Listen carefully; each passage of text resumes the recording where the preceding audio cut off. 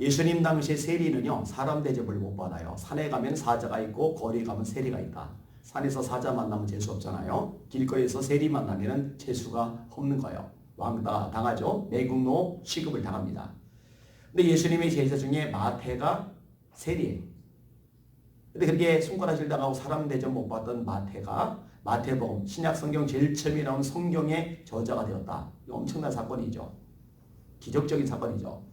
그런 마태가 위대한 사도 중에 한 명, 12사도 중에 한 명이 되었다. 엄청난 사건이죠. 그 마태를 높여주신 분은 우리 주님이십니다. 다윗이 역대상 29장에 이렇게 고백합니다. 여호와여, 위대하심과 권능과 영광과 승리와 위엄이 다 주께 속하였사오니 천지인 것이다 주의 것이로소이다. 여호와여, 주권도 주께 속하였사오니 주는 높으사 만유의 머리심이니이다. 부와 귀가 주께로 말미암고 또 주는 만유의 주제가 되사 손에 권세와 능력이 있사오니 모든 사람을 크게 하심과 강하게 하심이 주의 손에 있나이다. 모든 사람들을 높여주시는 것 하나님께 달렸다는 거예요. 하나님이 마음먹으면 높여줄 수도 있고 하나님이 마음먹으면 낮추실 수도 있고 이것을 다윗이 명확하게 고백하라는 겁니다. 베드로전서 5장 6절에 이렇게 고백을 합니다. 그러므로 하나님의 능하신 손 아래서 겸손하라. 때가 되면 너희를 높이시리라. 하나님이 마음먹으면 높이실 수가 있다는 거죠. 오늘 설교 제목입니다. 하나님은 얼마든지 높여주실 수 있다. 어제 말씀을 다뤘어요.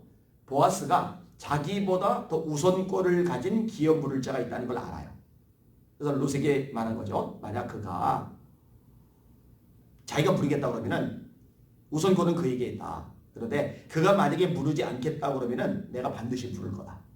그러니까 룻을 아내로 맞이하겠다는 거죠.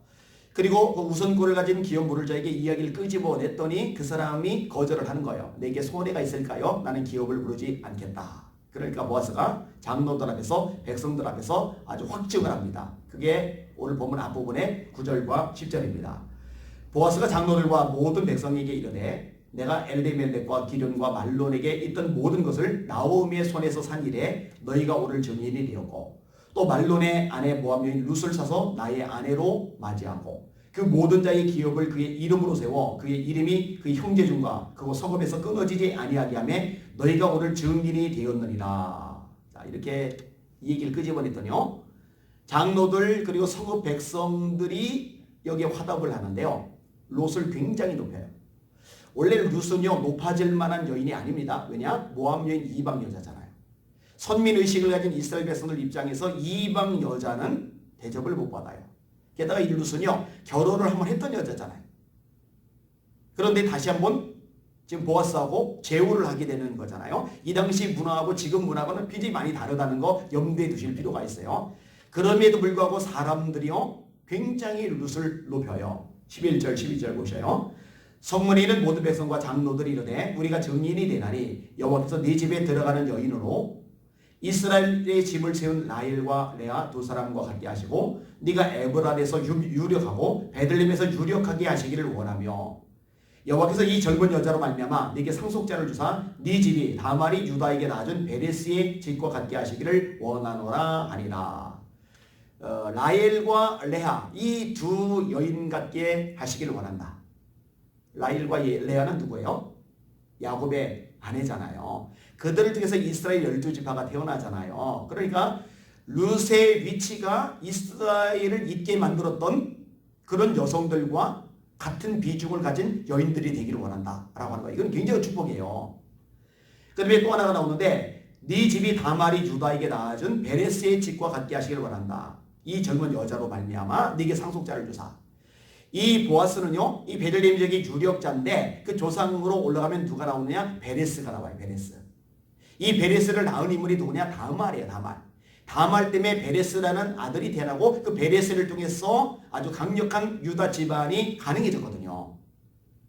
근데 룻이 바로 그런 위치가 되기를 원한다라고 백성들이 장로들이 이야기를 해주는 거예요. 그러니까 엄청난 축복의 이야기를 끄집어내 주는 거거든요.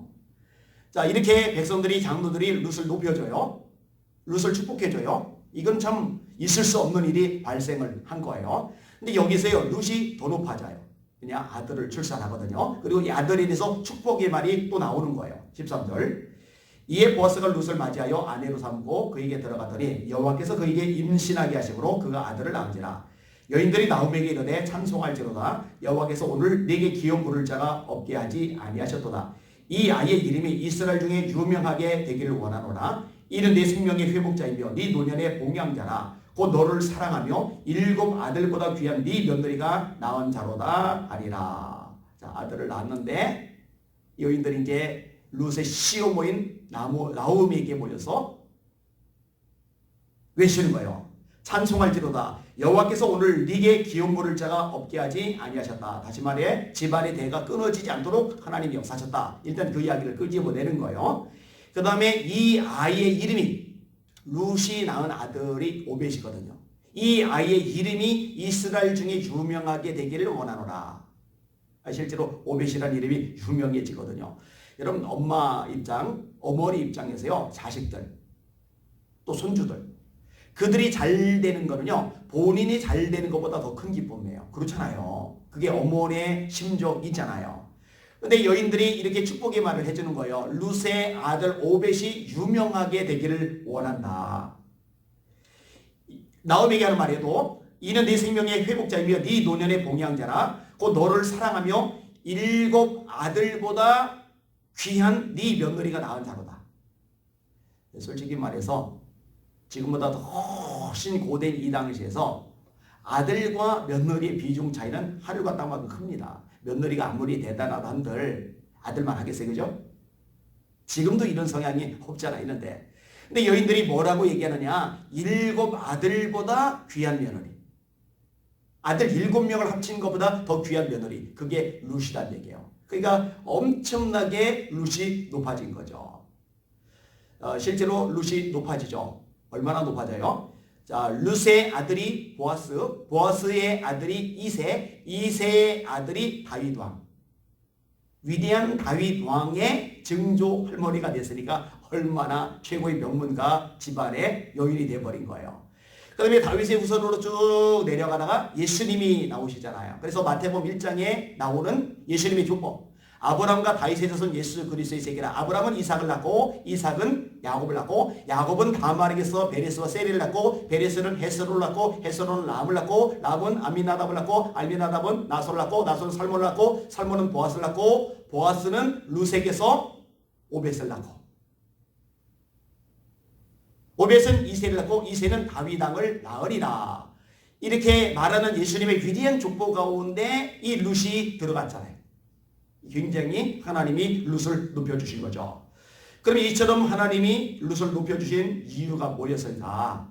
여러분 룻이요 2가지를 잘했다고 말씀드렸어요. 하나는 모압 땅에 그대로 있으면 나오미 따라 베들레헴에 오는 것보다 훨씬 조건이 좋아요. 먹기 살기도 좋아요. 고향 땅이니까. 그런데 어머니의 하나님이 나의 하나님이 되실 것입니다. 신앙 하나님을 선택했다는 거 참 잘한 거죠. 그다음에 또 하나는 시어머니 나오미가 지시하는 것을 그대로 순종한 거예요. 율법에 따라서 계대법에 근거해서 시어머니가 지시를 내리는데 룻의 입장에서 납득이 안 가고 도대체가 따르기 어려운 지시사항이었을지 모르지만 그대로 순종했던 거 다 행했잖아요. 그 참 잘한 거예요. 사실 룻을 이렇게 높인 배경 보면은 보아스가 유력자고 보아스 유력자가 내 아내로 맞이할게. 그러니까 이것들이 높여주는 요인이 될 수가 있어요. 또 하나 룻의 인격, 룻의 행실에 대해서 그 지역에 소문이 잘 나거든요. 아, 참 괜찮은 여자. 그러니까 룻을 높여주는 배경이 될 수 있어요. 그런데요, 보아스가 유력자라 치더라도 룻이 행실이 좋았다 치더라도 하나님이 룻을 높이고자 하는 마음이 없으면 룻은 어차피 못 높아져요. 룻이 높아진 결정적인 계기는 뭐냐? 하나님이 룻을 높이기를 원하셨다는 거예요. 그리고 하나님이 원하시니까 그대로 되는 거예요. 할렐루야. 여러분 증손자인 다윗도 마찬가지예요. 이세가 8명의 아들을 낳는데 집안 잔치 사무엘을 모시고 집안 제사가 열리는데 다윗은 들판에서 양치게 만들어요. 큰형 엘리압이 다윗을 사람들 앞에서 공리적인 망신을 줘요. 집안에서 별로 대접을 못 받아요. 그래서 다윗의 시편 가운데 보면은 내 부모는 나를 버렸으나 여호와는 나를 영접하시리라 이런 표현까지 나와요. 근데 하나님은요 저 구석기에 혼자 남아있는 다윗을 부르셔서 높여주세요. 그래서 사무엘하 7장에 보니까 다윗이 이렇게 고백합니다. 하나님 나는 누구며 내 집은 무엇이란데 나로 이에 이르게 하셨나이까. 누가 높이신 줄 아는 거예요? 하나님. 오늘 설계 제목 하나님은 얼마든지 높이실 수 있다. 하나님의 높이심을 경험하는 여러분들, 이 높이심을 경험할 뿐만 아니라 여러분들 때문에 여러분의 자녀들, 여러분의 자손들이 하나님의 높이심을 경험하는 믿음의 가정, 믿음의 가문들 되시기를 예수님의 이름으로 축원합니다. 최고의 복이 될 것입니다. 기도할게요. 하나님 아버지, 맞습니다. 세상이 어떻든 시대가 어떻든 역사가 어떻든 문화가 어떻든 여전히 모든 만물 세상 역사의 진짜 주인은 하나님 뿐이십니다. 하나님이 마음먹고 누군가를 높이기를 원하신다면 이것을 가로막을 사람은 존재하지 않습니다. 주님을 선택하며 살게 하시고 주님의 말씀에 온전히 순종하는 인생을 살게 하심으로 말미암아 하나님의 높이심을 경험하는 우리를 되도록 은혜 베풀어 주시옵소서. 예수님 이름으로 간절히 기도합나이다. 아멘.